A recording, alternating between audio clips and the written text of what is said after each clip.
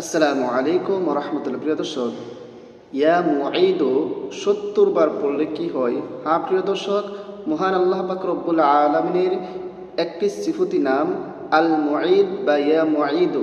ইয়া মুঈদু ৭০ বার পড়লে কি হয়? হ্যাঁ প্রিয় দর্শক, খুবই উপকারী এবং দামি একটি আমল আজকে আপনাদের সাথে শেয়ার করতে যাচ্ছি। ভিডিওটা শেষ পর্যন্ত দেখুন, দেখলেই বুঝতে পারবেন কত দামি এবং কত উপকারী। সেটা আমি এখন বুঝিয়ে বলে শেষ করতে পারবো না, আপনি নিজেই তখন বিবেচনা করবেন এটা কত দামি। হ্যাঁ প্রিয় দর্শক, সেই দামি বিষয়টি, উপকারী বিষয়টি আজকে আপনাদের সাথে শেয়ার করব। তবে ভিডিওটি শুরু করার আগে আপনাদের কাছে একটা রিকোয়েস্ট, যারা আমার চ্যানেলের মধ্যে নতুন আছেন অবশ্যই চ্যানেলটি সাবস্ক্রাইব করে পাশে থেকে বেল আইকনটি বাজিয়ে দেবেন। প্রিয় দর্শক, মহান আল্লাহ পাক রব্বুল আলামিন পবিত্র কোরআনের মধ্যে বলেছেন যে ওয়ালিল্লাহিল আসমাউল হোসনা, আল্লাহ পাক রব্বুল আলামিনের সুন্দর সুন্দর নাম রয়েছে, অতঃপর তোমরা সেই নামের দ্বারা ডাকো। আল্লাহ পাক রব্বুল আলামিন অন্য এক আয়াতের মধ্যে বলতেছেন যে উদউনি আস্তাজিব লাকুম, তোমরা আমাকে ডাকো আমি তোমাদের ডাকের সাড়া দিব।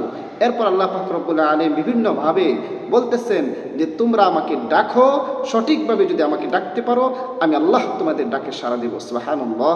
এই জন্য আমরা আজকে এমন একটি সুন্দর নামের আমলের কথা বলবো, যেটা মহান আল্লাহ পাক রব্বুল আলামিনের সুন্দর সুন্দর নাম, তথা আল্লাহ পাক রব্বুল আলামিনের যে ৯৯টি নাম আছে সেই নামের মধ্যে একটি নাম হচ্ছে আল মুঈদ বা ইয়া মুঈদু।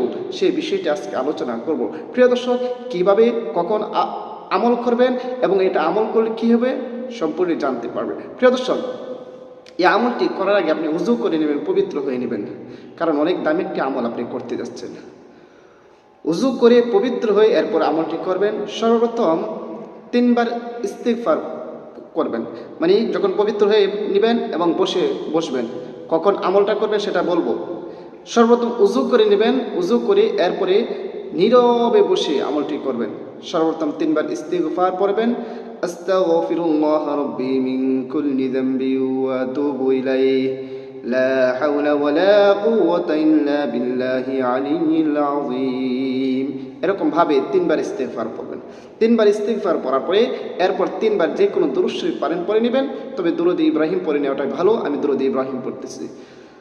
আল্লাহুম্মা সাল্লি আলা মুহাম্মাদিন ওয়া আলা আলি মুহাম্মাদ কামা সাল্লাইতা আলা ইব্রাহিম ওয়া আলা আলি ইব্রাহিম ইন্নাকা হামিদুম মাজিদ। আল্লাহুম্মা বারিক আলা মুহাম্মাদিন ওয়া আলা আলি মুহাম্মাদ কামা বারাকতা আলা ইব্রাহিম ওয়া আলা আলি ইব্রাহিম ইন্নাকা হামিদুম মাজিদ। এরকম ভাবে ৩ বার ইস্তিগফার এবং ৩ বার দুরূদ শরীফ পড়ার পর এরপরে গনে গনে ৭০ বার পড়বেন ইয়া মুঈদু ইয়া মুঈদু ইয়া মুঈদু ইয়া মুঈদু ইয়া মুঈদু ইয়া মুঈদু ইয়া মুঈদু ইয়া মুঈদু ইয়া মুঈদু ইয়া মুঈদু ইয়া মুঈদু ইয়া মুঈদু ইয়া মুঈদু। কতবার?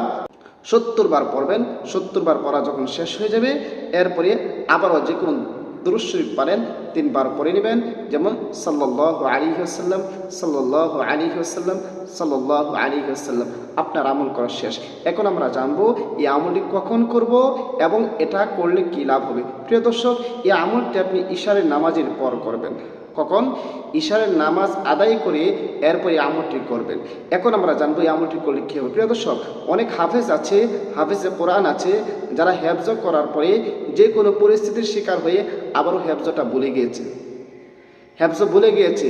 এই অবস্থায় ওই হাফেজ সাহেবরা যারা আছে তারা যদি প্রতিদিন ইশারের নামাজের পর ৭০ বার পড়তে পারে, ৭০ বার পড়তে পারে, মহান আল্লাহ পাক রব্বুল আলামিন তাদের মুখস্থটা তাড়াতাড়ি করে দিবেন, তাদের মুখস্থটা করাটা অনেক সহজ করে দেবেন ইনশাআল্লাহ। আল্লাহ পাক রব্বুল আলামিনের পূর্ণ আস্থা রেখে এই নামের আমল করবেন, ইনশাআল্লাহ ফলাফল পেয়ে যাবেন। বিশেষ করে হাফেজ সাহেব যারা আছেন, হাফেজা যারা আছেন, বিষয়টা আমল করবেন, অবশ্যই ফলাফল পেয়ে যাবেন। যে কোনো কারণে ভুলে যেতে পারে, হেফজ পড়ার পরেও অনেক সময় যে কোনো কারণে ভুলে যায়। যাই হোক, ভিডিওটা বেশি করে শেয়ার করে দেবেন, যেন যারা এই সমস্যায় ভুগতেছে, সমস্যা আছে, তারা যেন ভিডিওটা দেখে আমল করতে পারে, এবং ভিডিওটা দেখে যদি আমল করে অবশ্যই আপনি সবের ভাগীদার হবেন। সবাইকে অসংখ্য ধন্যবাদ ভিডিওটি দেখার জন্য। আসসালামু আলাইকুম ওয়া রাহমাতুল্লাহ।